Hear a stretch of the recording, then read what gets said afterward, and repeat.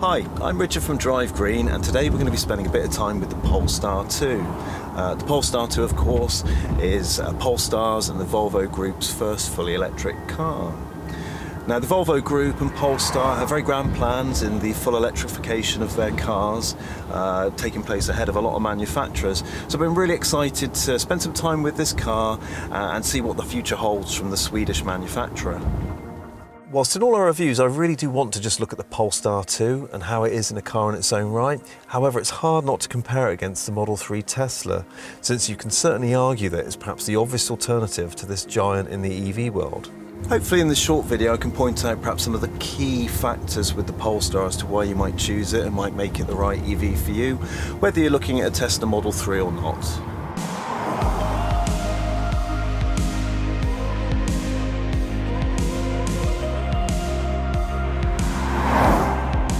Polestar is Volvo's performance sub-brand, and it's the first part of the Volvo Group to now be producing fully electric vehicles.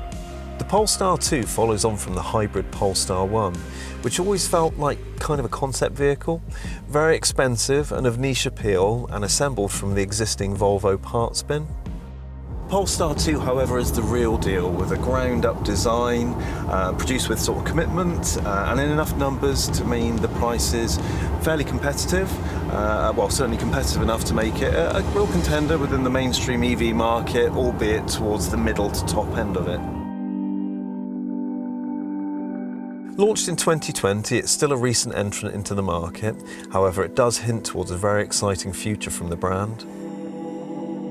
Style-wise is where I think the Polestar really wins, and I think its looks are key, in particular when you're judging it against the Tesla Model 3.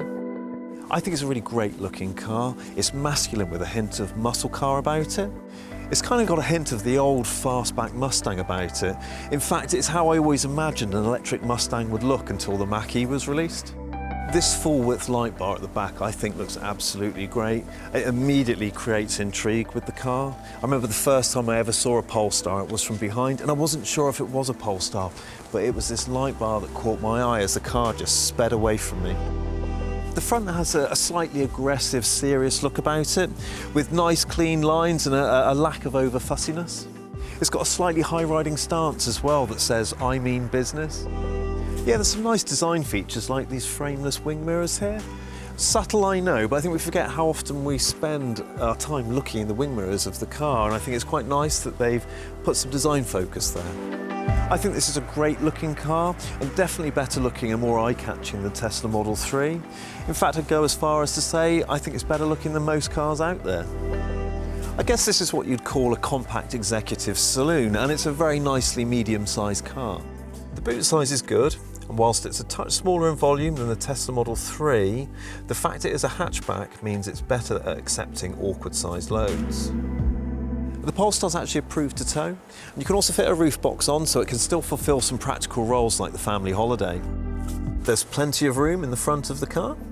There's lots of leg room in the rear also, although I fancy headroom might be a little bit tight for your taller passengers. It's a pity there's this lump in the back here, which I'd imagine is a little bit of a pain when you've got 3 passengers in the rear, but I'd imagine that's only going to be occasional.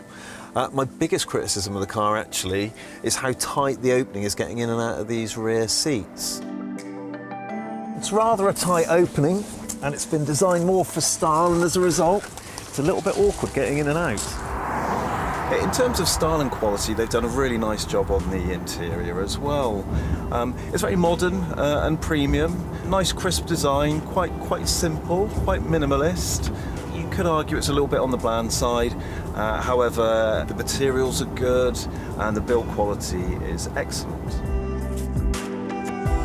These sports seats are nice and comfy and very supportive. In line with their pursuit of producing a zero-carbon car, Polestar have favoured vegan interiors, so the bulk of the seating options are fabric, such as this dark grey one here. There is a Napa leather option for the car as well, in case you want the car to have that more traditional premium look and feel about it. There are some nice stylish touches as well, like the contrasting fabrics. You've got these nice sort of wood accents on the dash, and I do like the very interesting shaped gear selector that's also illuminated as well with the Polestar symbol in it, all very nice. You've got this really nice touchscreen that provides most of the controls for the car. It might be nice to have a few more physical buttons just to satisfy the sort of traditionalist amongst us. Something perhaps the heating controls would be nice. You do get this rather lovely, pretty button that is here, very nicely designed. However, it controls the stereo system, which of course you can control from the steering wheel. So it might have been nicer to make that heating control button instead. However, I do appreciate how it looks. We've also got this really nice big digital dash display, which is absolutely lovely, and certainly when you're drawing comparisons with the Tesla Model 3, which of course doesn't have a dash display, I think this is a real big thumbs up for the Polestar. The Polestar's infotainment system is the first to be powered by Android as standard, and it really is a nice familiar system to use. It also has Apple CarPlay if that's your preferred interface. All in all, it's a really nice interior. It's quite minimal and uncluttered, but it's not as starkly minimal as you get in the Tesla Model 3. And I think it's definitely fair to say it's of a more premium build and quality. Again, if I'm comparing the Polestar to the Model 3, I much prefer its interior. And I like the fact it has a digital dash display. So the Polestar is the winner here in this regard, unless you prefer the complete minimalism the Tesla offers.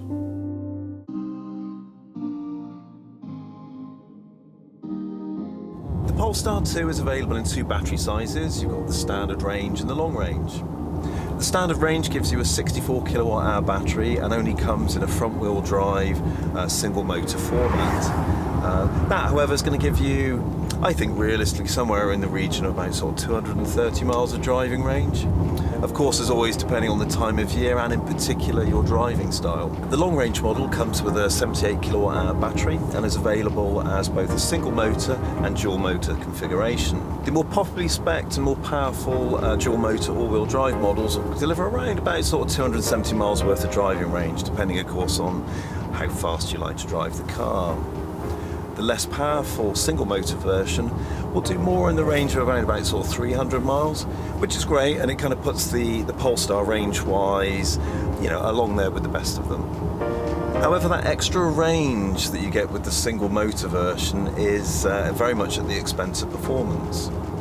The single motor models will do 0 to 60 in 7.4 seconds, which whilst that is, well, it's very quick compared to most traditional cars, within the EV space that's decidedly average.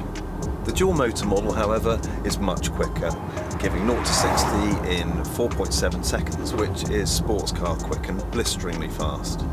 Naturally, I think given the choice, most of us would choose to go for the long-range all-wheel drive model. However, if range is your priority, you might choose the long-range single-motor version, which is going to save about £3,000. However, if range is less of an issue and performance isn't so much of a problem and budget is there, there's a whole £6,000 saved by just going for the standard range sort of single-motor version. However, if your budget will stretch to that all-wheel drive long-range model like the one I'm driving today, you certainly won't be disappointed, and I think you'll consider it money well spent. Drive-wise, this is a really nice car to drive. Ferocious acceleration, it corners really well, handles very, very good, and it's very refined in its drive. It definitely does feel like an executive sports saloon. With that 400 horsepower motor, it does make it a very fun car to drive. Its drive really does suit its looks. It is an electric muscle car and it's incredibly enjoyable to be behind the wheel of. In terms of driving controls, you've got two different levels of regen braking, which is nice. I've been flicking between both low regen and high regen, depending on the sort of sporty style I've been driving in. It's nice to have both of them there, and it's very nice to have this high regen setting so you can enjoy that one-pedal driving style that's so quintessential about the EV. You've also got auto hold, and you can also set the car to either creep like a traditional automatic car or not, depending on what you prefer. Its drive and its adjustable drive settings are everything you would expect from a premium EV, and I really like it. As standard, you've got a nicely equipped car. You've got 19-inch diamond cut alloys, you've got keyless entry and keyless starting, heated seats, you've got LED front and rear lights, you've got a reversing camera and sensors front and rear, you've got an auto power liftgate, you've also got this great Android Auto based infotainment centre, and you've got Apple CarPlay as another option as well. You've got the Plus pack, which has got some nice options in it. You've got this lovely pan roof, you've got an upgraded Harman Kardon sound system, you've got the upgraded seats, Napa leather becomes an option, some atmospheric mood lighting, a heat pump based heating system to help extend your winter range, and you also get a heated steering wheel and heated rear seats. The Plus pack might cost an extra 4K, but there are actually some really nice bits in this pack. The Pilot pack gives you some more sort of techie driver assistance functions. So you've got your adaptive LED headlights, you've got a 360-degree camera system, and you've got the adaptive cruise control with the steering assist. It's not quite Tesla's autopilot, however it will do the accelerating, braking and the steering for you. Whilst it isn't something I particularly enjoy using on high-speed roads or on the motorway, it's something I find a really nice feature when I'm stuck in slow-moving traffic, for example.